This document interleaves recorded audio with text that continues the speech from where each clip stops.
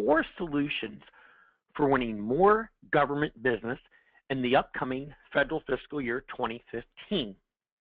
We're going to look over a few areas today that I think are important for your technology company to pay attention to as you get ready to begin looking at some of the changes that are happening from 2014 to 2015. As you know, the new federal fiscal year begins October 1st. Before we get started, I'd like to take just a moment to introduce myself for those of you that don't know me. My name is Jimmy Baker. For lack of a better word, I work with technology companies that sell and market into the government. I live in Northern California, and I've been in this line of work for over 20 years. You can read on the screen some of the companies that I've worked with. I'm a graduate of the University of Maryland, and I currently live right outside Sacramento here in Northern California. When I'm not busy working with technology, I spend a lot of time in my community working with some food banks as well as a local chaplaincy. My book, How to Win Business from the Government, a tactical guide to understanding the U.S. federal government IT marketplace, is available on Kindle and then paperback on Amazon. This book is really a step-by-step guide for teaching folks how to look at the budget to ultimately pick up the phone and make a sales call. The last area that I wanted to talk to you about is my government forum. I'm the founder of the Public Sector Technology Exchange. Essentially, I bring together government and industry, and we talk about the technology issues and how they impact the citizens. As a matter of fact, we have a forum coming up on June 5th with IT thought leadership from all over the Pacific Northwest that's going to be talking about the government cloud. We're going to look at what's working now in government and what was really the blueprint for the future the next 3 years out. I hope you'll join us. More details on that on my website. Before we begin to get started, it's really important when you go and dissect the market to understand what are their key issues, what are their challenges, what do they need help with.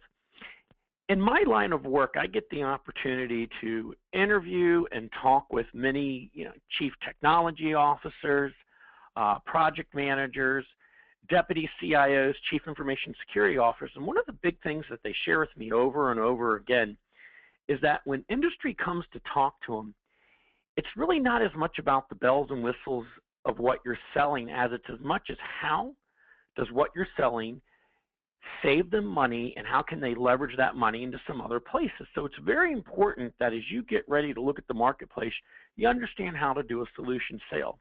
When you look at what the issues are impacting state and local, which is on your schedule there, on your screen under NASCIO, to the federal, you can see some common areas that they're talking about.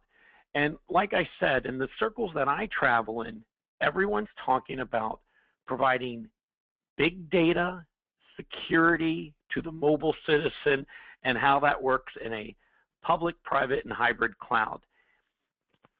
So as I said, as you get ready to go into these markets, understand what their issues are and how your solution helps them.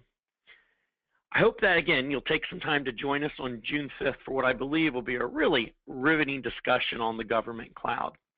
Now, why we're here today, 4 things we're going to talk about: research, run rates, training, and events. Let me just hit those really quick. Critical when I go into any market is to research it, is to understand how much funding is there, what are the real problems associated with it, and how ultimately what I'm selling, my unique selling proposition, helps people. When you do all that research, you ultimately have to do something with it, and you put it into what's called a run rate, which is an estimate based on forecasted opportunities coming out, what the budget says. So you have an idea that the government needs to buy this many widgets, and this is the marketplace. The other thing that the run rate also does, it gives you a clear estimation. A lot of times people confuse the size of their company and the size of the opportunity. It's really about how much risk the government's willing to associate with your company. We're going to talk a little bit about training. I do 2 types of trainings for companies, and it's whether you've been doing this game a while like me or you're new to the federal market. There's so many changes, so many different things happening. It's always good to have a refresher. And the last thing I'm going to talk to you about is how we tie all this in and fix one of the biggest gaps between sales and marketing departments. So let's begin. Research solutions. There's multiple things that I do for companies when it comes to research, from looking at the budget and finding opportunities to creating playbooks, helping them understand how to work with a channel or better sell a GWAC. A lot of tactical work on where their competitors are and their install bases, as well as assisting them coming up with a business development support strategy to go after work. The main thing about research and what you do is the government really has right around 30 different vertical markets. And the whole idea, as I said earlier, it's about how you improve that vertical, save the government money, and as it relates to your hardware-software integration service. As you can look over on your screen, starting with website to social media, I work with companies in all aspects, from researching to creating messaging and branding, ultimately to give you an unforgettable impression with your targeted government end user.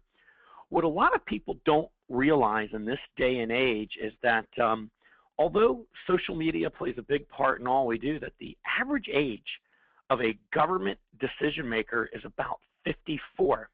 That's the baby boom generation, and they receive and respond to information a lot differently.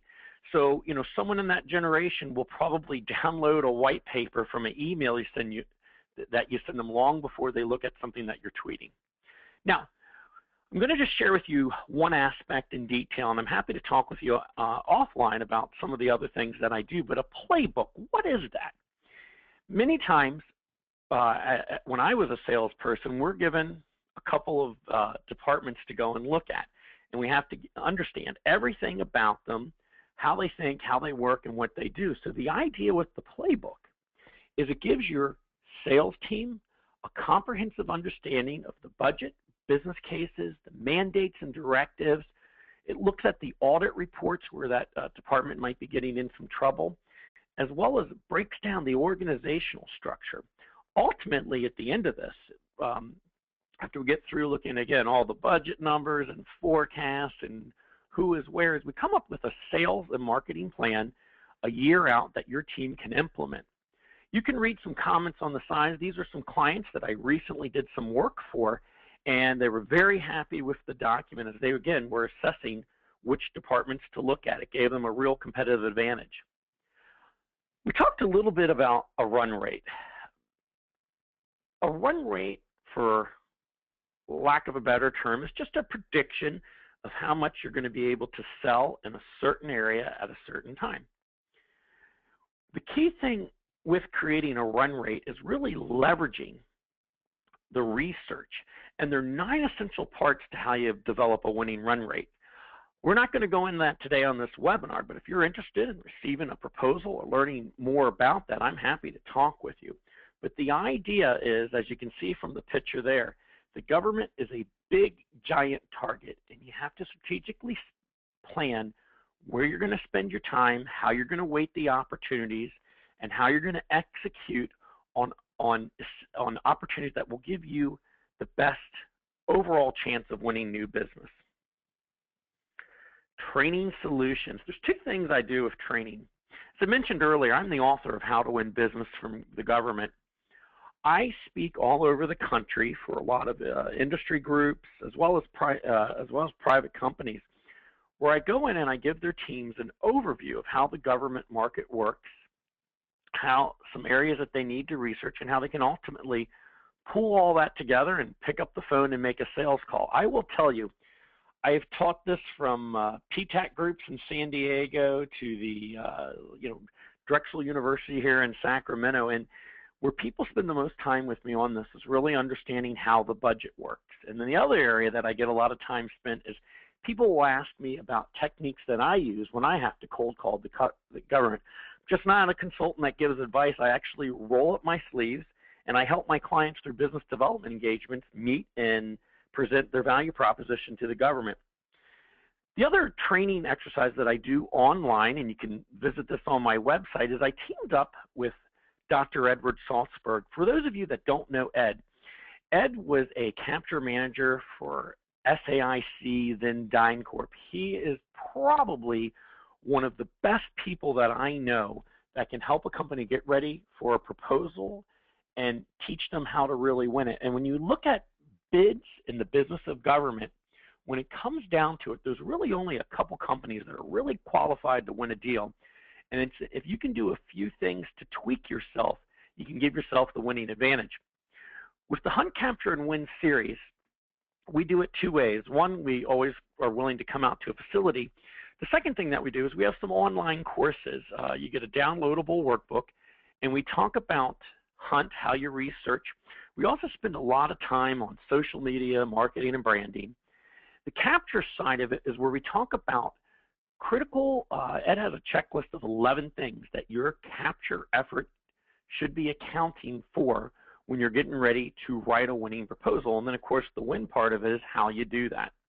There's a quote down there at the bottom of your screen from someone who recently attended one of our courses. And like I said, I'd be happy to talk with you about developing some customized training for your team. All right, business development. This is kind of where the rubber hits the road. You can do all this research, you can create all this branding and messaging, but ultimately, you're going to have program managers or business development folks on your team calling into the government customer. What I have found in this day and age is that senior government executives want you to be very respectful of their time. You need to have a well-planned agenda as well as an overview and be able to make a business case to them and ultimately how you help them. I do that with companies. I work with them from picking up the phone to helping them prepare for the meetings. And we can talk a little bit more about that offline if you're interested in having me help you with a lead gen program. Last area that I wanted to talk to you about are events. The legendary sales coach, author Tom Hopkins once said that the best way to sell something is to get belly to belly with your customer. And there have been a lot of surveys. There was one recently here from a marketing group that I belong to that said, in this day and age of social media, internet webinars, and everything else that we do, the top way that people were getting new business were customer-facing events. Right after that was webinars. So events are very important for you and your company, but there is an ROI that all marketing events have to have, and we're going to talk about that in a second. When with the many companies that I've dealt with over the last 2 decades, there's always been a gap between the sales and marketing departments. Having been a fully commissioned salesperson as well as held senior leadership roles in marketing, the gap is this. Sales will say, marketing doesn't give us good leads. Marketing will say, sales doesn't follow up on our leads.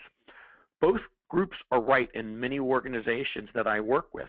And having expertise in both, I try to bridge that gap where we develop an event that your team can literally go and close some business off of. I work with companies in doing channel campaigns, webinars, seminars, creating videos and targeting it to a certain demographic. This past Friday, I was actually having breakfast with a client of mine here in the state of California, and he looked at me and he said, you know, that event you did for us, we literally got a lead where the revenue that it produced paid for the event, and the rest of the year it's just pure profit. Your event worked great for us. So if you're interested in talking about a marketing event, I'd be happy to give you some references and talk to you a little bit more about how you build in a lead gen program. Remember, the takeaway with any kind of marketing is that it has to have a return on investment for your company. It has to generate awareness of your brand and the problem that you solve, and then it needs to break down some good sales leads for your company that you can go and pursue.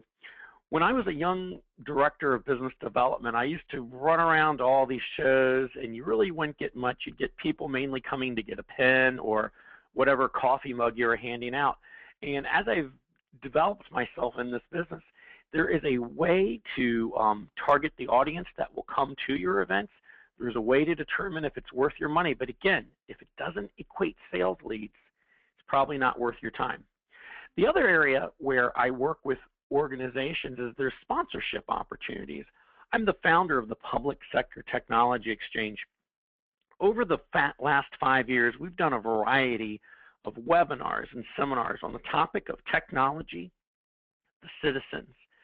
And we're actually having something come up here on June 5th. It's getting sponsored by Salesforce and Unisys on the government cloud. What's working now and the blueprint for the future. Be sure to join us on that. We have a lineup of about 10 speakers all over the Pacific Northwest, from CIOs to CISOs to IT managers that will be participating in this. Also, if you want to see one of our events in person, you can click on that web link on your right, and you'll literally be able to go onto YouTube and watch one of our past events.